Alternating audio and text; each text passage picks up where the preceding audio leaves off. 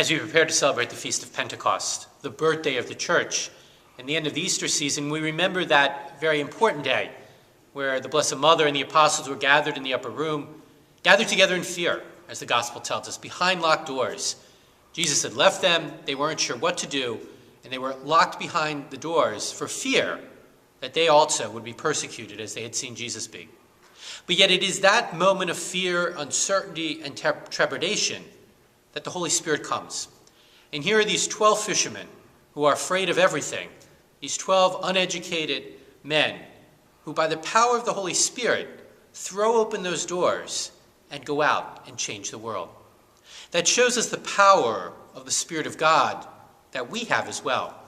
And it's always struck me at Pentecost that prior to the coming of the Spirit, everyone's in fear, locked behind doors, these 12 uneducated men that no one would expect anything from. But yet after Pentecost, we see a remarkable transformation.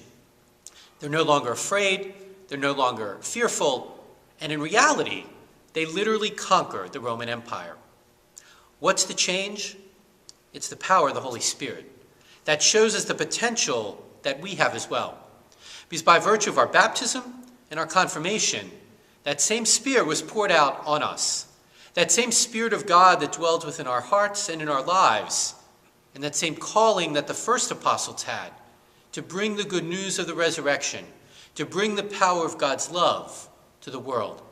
And it's that same power of the Spirit that works in us, that we see working in people like Mother Teresa, who literally transformed the world through her love and her gift of service.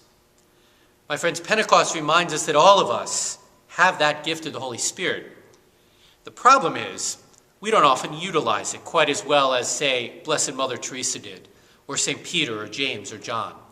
And I think that's the challenge Pentecost puts before us, to recognize the gift that's lying within us and to put that gift to good use in our lives. For if 2,000 years ago, when the Spirit came the first time, it caused such a transformation in the world, just think what could happen in our own time if all of us who have that same gift within us put it to the same use as those apostles did.